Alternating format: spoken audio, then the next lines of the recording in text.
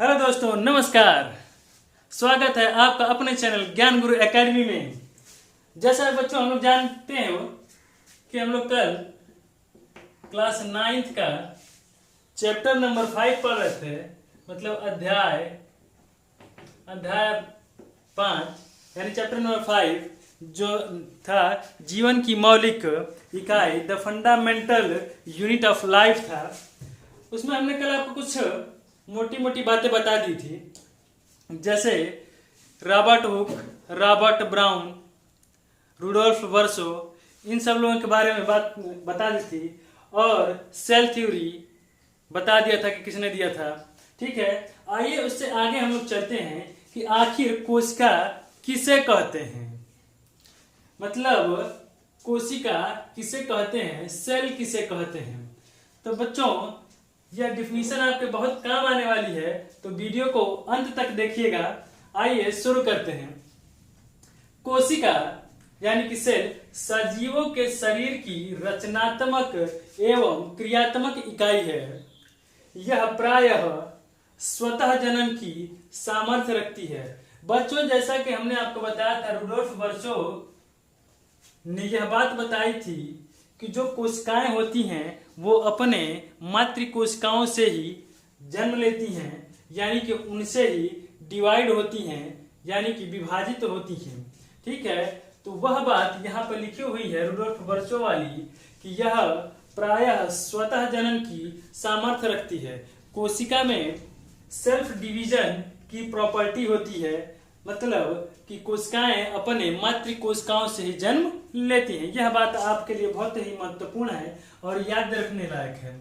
Second point पर बात करते हैं बच्चों कि कुछ शरीर जैसे जीवाणुओं के शरीर, ठीक है, एक कोशिका के बने होते हैं। यानी हम बात कर रहे हैं एक कोशिकीय जीव की, यानी कि यूनिसेलुलर एनिमल की। ठीक है, जिसमें एक ही कोशिका हो और उस कोशिका के अंदर ही उपापचय की सारी क्रियाएं हो रही हो, यानी कि मेटाबॉलिज्म हो रही हो, उसे हम लोग क्या कहते हैं, एक कोशिकीय जीव कहते हैं। जैसे पैरामीशियम, अमीबा, वायरस, बैक्टीरिया, ये सभी एक कोशिकीय जीव होते हैं। उदाहरण के तौर पर मैं आपके लिए लिख देता हूं, जैसे अमीबा, क्योंकि 9th क्लास के स्टैंडर्ड पे आप लोगों को अमीबा, ए फॉर अमीबा याद करना बहुत ही अच्छा लगता है। तो बच्चों अब तक हमने सीखा कि ऐसे जीव जिनके अंदर एक ही कोशिका होती है और पूरा जीवन उनका एक कोशिका में ही व्यतीत हो जाता है, उन्हें एक कोशिकीय जीव कहते हैं। आइए अपने टॉपिक पे आगे बढ़ते हैं और देखते हैं कि एक कोशिकीय जीव तक थी तो दुनिया है नहीं, दुनिया उससे आगे बढ़ेगी और बात आएगी एक कोशिका से बहुकोशिका की तरफ, यानी एक सेल से मल्टी सेल होगी, यानी एक कोशिका बहुकोशिकाओं में बनेगी। देखिए कुछ सजीव जैसे मनुष्य, बंदर, गाय, घोड़ा, वेल, चमगादड़, चूहा, ये सब कैसे हैं, इन सब में एक से अधिक कोशिकाएं होती हैं, यानी हम इनको बहुकोशिकीय जीव कह सकते हैं। तो देखिएगा कुछ जीव जैसे मनुष्य, बंदर आदि अनेक कोशिकाओं से बने होते हैं, अनेक कोशिकाओं से मिलकर बने होते हैं, जिन्हें बहुकोशिकीय जीव या मल्टी सेलुलर एनिमल कहते हैं। आइए देखते हैं बच्चों, हम लोग प्रोकैरियोटिक कोशिकाएं क्या होती हैं और यूकैरियोटिक कोशिकाएं क्या होती हैं। ठीक है, प्रोकैरियोटिक कोशिकाएं आकार में प्रायः कैसी होंगी, छोटी होती हैं, जबकि यूकैरियोटिक कोशिकाएं आकार में बड़ी होती हैं। ठीक है, मतलब आकार प्रोकैरियोटिक कोशिकाओं का छोटा होता है as comparison to eukaryotic cell, यानी कि यूकैरियोटिक कोशिकाएं प्रोकैरियोटिक कोशिकाओं से बड़ी होती हैं। अब देखिए सेकेंड पॉइंट पे आते हैं, केंद्रक झिल्ली कैसी होती है, अनुपस्थित होती है। बच्चों इस बात को, इस सेकेंड पॉइंट को, ये आपके लिए बहुत ही महत्वपूर्ण है, यानी कि ये बहुत ही इंपॉर्टेंट है। जो केंद्रक होता है और केंद्रक का जो झिल्ली होता है उसी के आधार पे ही मुख्यतः यह बात की जाती है कि कौन सी कोशिका प्रोकैरियोटिक कोशिका है और कौन सी कोशिका यूकैरियोटिक कोशिका है। ठीक है, तो आपको जो सेकेंड पॉइंट है इसको याद रखना है कि प्रोकैरियोटिक कोशिकाओं में केंद्रक इनसिपिएंट टाइप का पाया जाता है, मतलब एकदम आरंभिक अवस्था का होता है। ठीक है, प्रोकैरियोटिक, इस बात को मैं फिर से दोहरा रहा हूं कि प्रोकैरियोटिक कोशिकाओं के अंदर जो केंद्रक होता है वो बिल्कुल इनसिपिएंट टाइप का यानी कि प्रारंभिक अवस्था का होता है। यह जो केंद्रक होता है बहुत ही प्रौढ़ नहीं होता है। ठीक है, जबकि यूकैरियोटिक कोशिकाएं में केंद्रक की जो झिल्ली होती है वह पूर्णतः मैच्योर होती है, यानी उपस्थित होती है, प्रेजेंट होती है। केंद्रक यूकैरियोटिक की कोशिकाओं में अपना कार्य बखूबी करता है, जबकि प्रोकैरियोटिक कोशिकाओं में केंद्रक इंसिपिएंट टाइप का होगा, यानी कि बहुत ही नवजात किस्म का होगा। थर्ड पॉइंट की बात करें तो क्रोमोसोम प्रायः प्रोकैरियोटिक कोशिकाओं में एक होता है।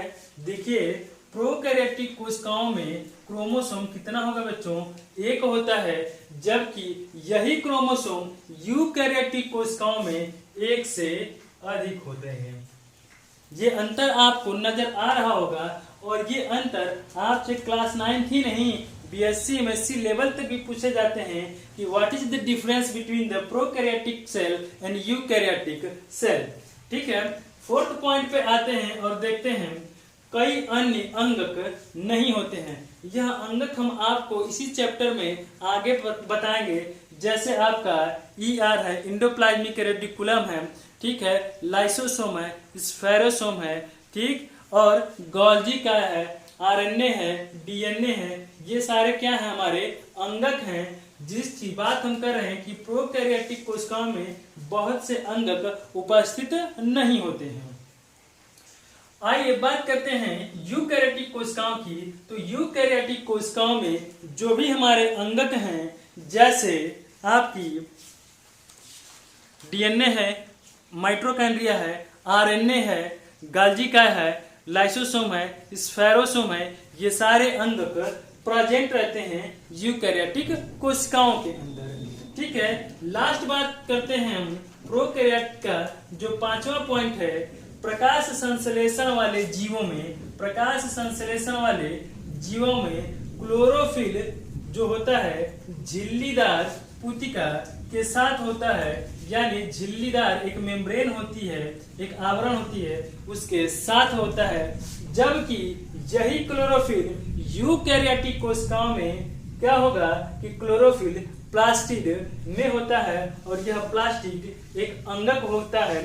और पूरे जीव जगत में जो आपका प्लांट की बात करें तो प्लांट का जो वर्गीकरण करेंगे तो प्लास्टिड में सबसे बड़ा ऑर्गेनेल्स होता है, यानी कि प्लास्टिड सबसे बड़ा अंगक होता है।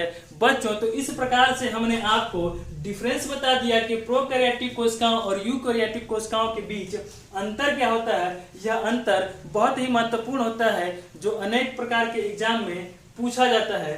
आइए अभी बात करते हैं हम लोग कि जीव कोशिका और जो प्लांट की कोशिकाएं होती हैं यानी पादप कोशिकाओं में क्या अंतर होता है। तो अपने अगले पॉइंट पे हम लोग देखने वाले हैं कि पादप कोशिका और जीव कोशिकाओं के बीच अंतर क्या होता है। आइए बच्चों आगे बढ़ते हैं अपने सिलेबस की तरफ और ये देखने के प्रयास करते हैं कि what is the difference between the plant cell and animal cell, कि क्या अंतर है पादप कोशिकाओं में और जंतु कोशिकाओं में। ठीक है, तो पादप कोशिकाओं का जो पहला पॉइंट बच्चों समझिए कि पादप कोशिका के भीतर जो भित्ति होती है वो उपस्थित होती है, यानी पादप कोशिका के भीतर सेल वॉल उपस्थित होती है। सेल वॉल किसमें पाई जाएगी? तो पादप कोशिका में पाई जाएगी। और सेल वॉल का पाया जाना पादप कोशिका का कैरेक्टर होता है, फीचर होता है। ठीक है, पहला पॉइंट बहुत ही इंपॉर्टेंट है, पादप कोशिका में भित्ति उपस्थित होती है।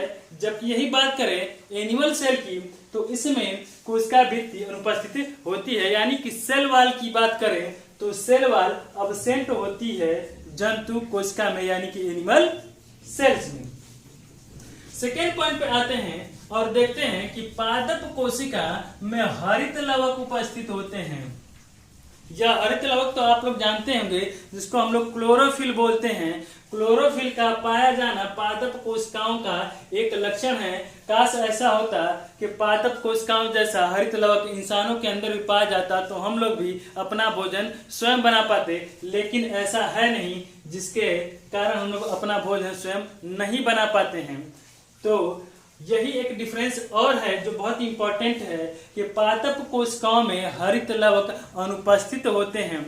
यानी बच्चों समझ लीजिए, आपने हॉलीवुड की फिल्म में हल्क को देखा होगा। यदि यह पादप कोशिकाओं का हरित लवक हम इंसानों में होता तो हम लोग भी हरे हरे दिखाई देते और चलते फिरते अपना भोजन बनाते और कोई दिक्कत हमको नहीं होती।